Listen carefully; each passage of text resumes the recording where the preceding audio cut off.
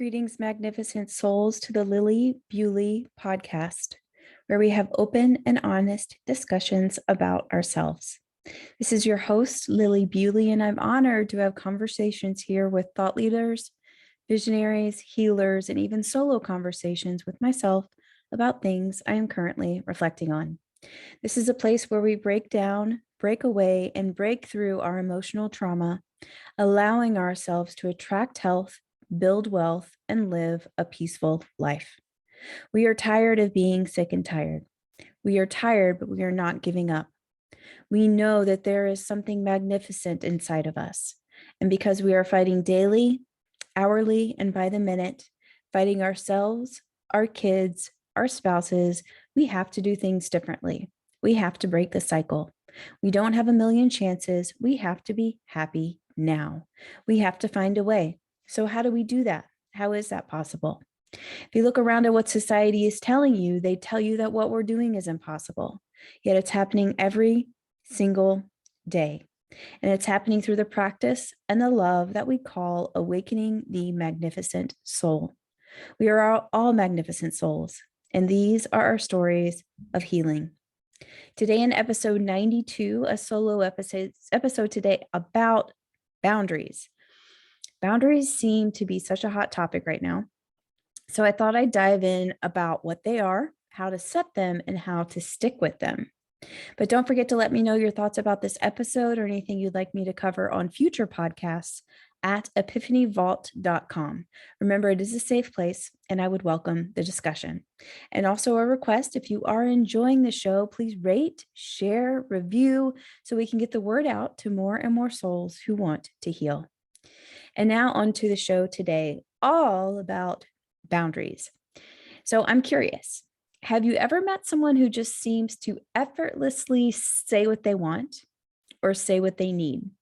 Someone who just seems very clear on what or who is for them. Someone who has this like aura of self-confidence, self-love, and self-worth. Caveat, asterisk here, these are not the people that are loud, boisterous, or even maybe abusive about boundaries, but these are the people who maybe you might look up to. You seem to kind of sense their presence and really love their ability to speak up for themselves. So this is something that I call an energetic boundary. And that's what I want to talk about today. What they are, how to embody them, and what stops us from setting them. So first, my definition of an energetic boundary, and yes, this is mine, this is not in Webster, but it's from my own personal experience. So an energetic boundary is an energetic delineation between self and other. It's a state of self-agency with personal and internal togetherness that is expressed through presence, speech, and action. So what does that mean? For me, a boundary is the way that I distinguish who I am from someone else, from my job, or basically from anything or anyone that I allow in my life. It's how I arrive, so to speak. It's how I'm here. It's like my soul assignment. It's how I arrive and express my preferences, my likes, my dislikes, and my needs. It shows up like in my presence and my body posture and my openness. And in my case, my feminine flow. It shows up in my speech as I say yes or I say no. Also, as I clearly express what's going on inside of me, whether I'm scared or whether I'm not, with safe people. It shows up in my actions as I do things that light me up and let go of things that don't. My actions are a representative of my wants and my needs and are therefore energetic boundaries on what I will accept. And so this is what I would love for you to walk away with from this talk today, from this podcast. And that is boundaries are much, much, much more than what we say. Boundaries are a way of being, a way of life that communicate what you will accept, what you are willing to compromise on, and what you won't. And here's what I think a lot of teachers miss the mark about boundaries. Boundaries are so much more than communicating. In fact, like just quote unquote communicating boundaries can really lead to frustration because just communicating them without embodying them or following through is damaging. It's damaging to us, it's damaging to our family, it's damaging to everyone around us. But it's really damaging because we start to mistrust our ability to set boundaries after a while. Like if you've ever wondered like what your intuition is telling you, that's a reason why that we get so far away from our intuition, or one of them. Boundaries are not about fighting or about counter arguing. And the way I see it is that energetic boundaries they are about establishing a clear line on your values, what's acceptable, what you're willing to come to a middle ground on, or what's non-negotiable for you. And boundaries are not ultimatums. They are not, they can be, but usually just being able to be very clear on your energetic boundaries gives people a sense on how to treat you. And before you even come to an ultimatum, you can really start to do an audit of the people, the things, all the things that you're giving away your energy to, as they maybe come to terms with what you're saying or who you are, or these energetic boundaries that you're putting forth. Also, boundaries are not manipulations. So this is a big one. I'm going to say it again. Boundaries are not manipulations. And I hear this a lot. And if boundaries feel like a manipulation to you, there is absolutely some work to do internally on why expressing your needs feels like manipulation. Normally, if you feel like this, you may have felt manipulated in the past with emotional abuse, emotional neglect, or someone like very critical to you in your life. So there are definitely some wounds to heal for you if that's the case, but it should absolutely not feel like manipulation. It should feel strong.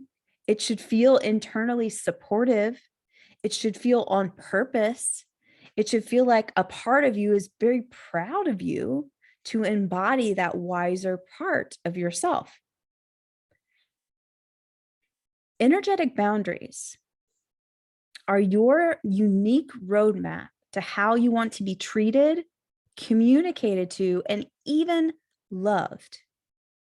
And depending on where you are on your growth cycle, wherever you are in your process of growth and unlayering and healing, I can offer some key steps on how to take up your energetic space in the world. Number one is to do the work to heal.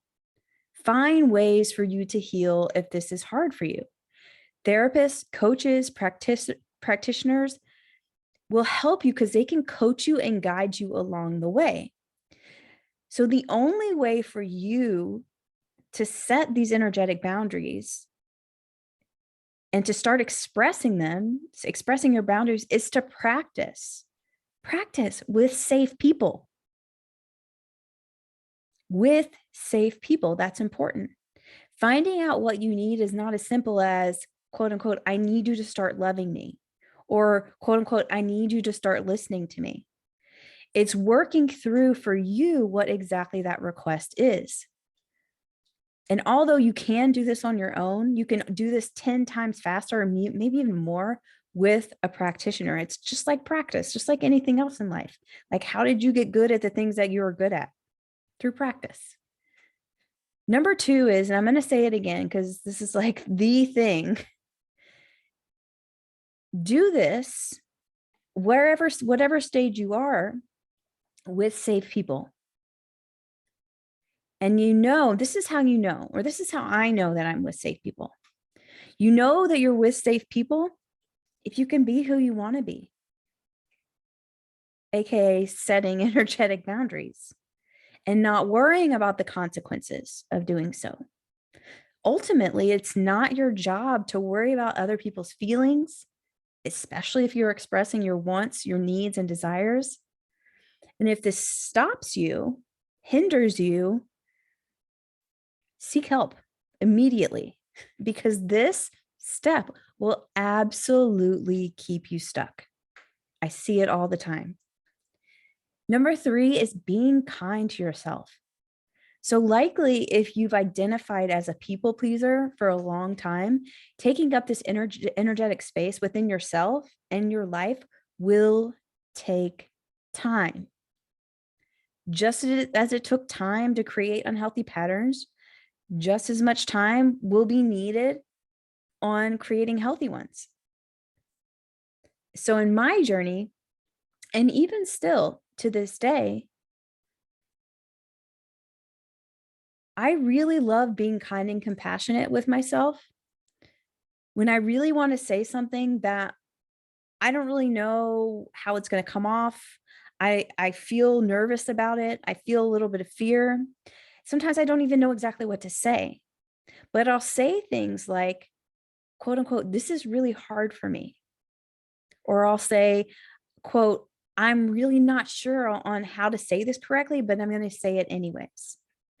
And doing this is really, really kind and compassionate with yourself.